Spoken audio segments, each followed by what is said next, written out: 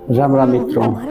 आज रिश्तों की दुनिया बड़े उथल पुथल के दौर से गुजर रही है। ये समझ पाना बड़ा ही मुश्किल है कि वो कौन से रिश्ते हैं जिन्हें संभाला जाए, जो सच में अपने हैं, जो सच में आपके मुश्किल के दिनों में आपके साथ खड़े रह सकते हैं। तो बड़ी ही उथल पुथल की रिश्तों की दुनिया चल रही है। रिश्तों के नाम पे तो अनेकों रिश्ते हैं, लेकिन यू नो जब मुश्किल दौर से व्यक्ति गुजरता है तभी सही रिश्तों की पहचान हो पाती है। लेकिन इन सब के बावजूद भी, इतने हैरेसमेंट, इतनी गिरावट के बाद भी कुछ रिश्ते ऐसे होते हैं जो उनके बारे में संदेह नहीं किया जा सकता है। यानी वो रिश्ते हमेशा पवित्र होते हैं। वो रिश्ते हमेशा आपके साथ खड़े रहते हैं। जैसे माँ और पिता, ये दो ऐसे रिश्ते हैं जो कह सकते हैं कि वो माध्यम होते हैं आपको दुनिया में लाने का। माँ और पिता के माध्यम से ही हम इस दुनिया में आते हैं। तो ये रिश्ते हमेशा अटूट रहते हैं। माँ कभी भी अपने पुत्र का, अपने पुत्री का बुरा नहीं चाहती है, पिता भी नहीं चाहता है। तो कुल मिला के मेरा कहने का मतलब है कि आज प्रायः देखने को मिलता है कि तमाम युवा ऐसे हैं जो शादी के बाद अपने पत्नियों के प्रभाव में आ जाते हैं और अपने माँ बाप के साथ दुर्व्यवहार करते हैं। ऐसे वीडियोस देख के कतई अच्छा नहीं लगता है और मैं उन सारे युवाओं से, उन सारी युवतियों से अपील करूँगा कि दुनिया के सारे रिश्ते एक तरफ और माँ पिता का रिश्ता एक तरफ। माँ और पिता का जो कर्ज है वो इतना बड़ा कर्ज है, इतना बड़ा कर्ज है कि वो उतारा नहीं जा सकता है। आप तो कल्पना भी नहीं कर सकते हैं कि माँ पिता आपके लिए क्या क्या करते हैं। कभी इमेजिन करके देखिए अपने बचपन को, या पैदा हुए हैं, फिर किन किन परिस्थितियों से कैसे कैसे माँ पिता ने आपको पाला है, बड़ा किया है। अगर आप इस दृश्य को इमेजिन कर सकते हैं कि कैसे कैसे उन्होंने आपको पाला होगा, तो कतई आप अपने माँ पिता के साथ दुर्व्यवहार नहीं कर सकते हैं। जीवन जो हमारा है ना, ये एक साइकिल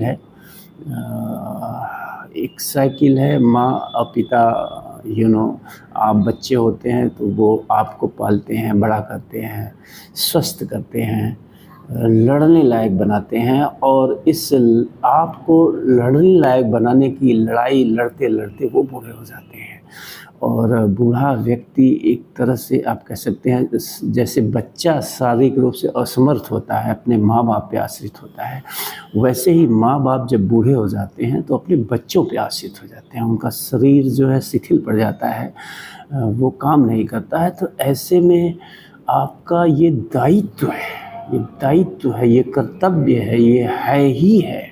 इससे कतई इनकार किया ही नहीं जा सकता है कि आपका दायित्व है कि जैसे आपके माँ बाप ने आपको बचपन में संभाला है, वैसे ही आप उन्हें उनके अंतिम दिनों में, बुढ़ापे में संभालें। ये दायित्व पूरा करने में जो भी असफल है, मैं कहूँगा कि उस व्यक्ति का पूरा जीवन असफल है। उसके जीवन का कोई मतलब नहीं है। वो कितना भी बड़ा हो, कितना भी पैसा कमा लिया हो, कितने भी उच्च पद पे पहुंच गया हो, लेकिन अगर वो अपने माँ बाप के इस ऋण से उत्तीर्ण नहीं हो पाता है तो उस व्यक्ति का जीवन नर्क के समान है, जानवर के समान है। ऐसे व्यक्तियों का पैदा होना इस संसार में, what I will say is useless. They are useless kind of person. तो ये अपील है मेरी, इस कर्तव्य से आप भाग ही नहीं सकते हैं। भागने का कोई कारण नहीं हो सकता है। कोई भी एक्सक्यूज नहीं दे सकते हैं कि why you did not care of your mother and father in their old age. तो ये मेरी अपील रहेगी, मेरा आग्रह रहेगा, विनम्र आग्रह रहेगा कि इस कर्तव्य को पूरा करने से ही आपकी इस जीवन की यात्रा पूरी होती है और ये साइकिल बनी रहे।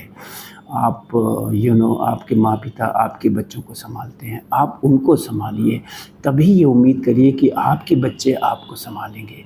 और ये ये जीवन और मृत्यु, ये बचपन, जवानी और बुढ़ापे का जो क्रम है ये चलता रहेगा। आज आपके माँ बाप के साथ जो बुढ़ापा है वही कल आपका इंतज़ार कर रहा है, आप भी उसी परिस्थिति में पहुँचने वाले हैं।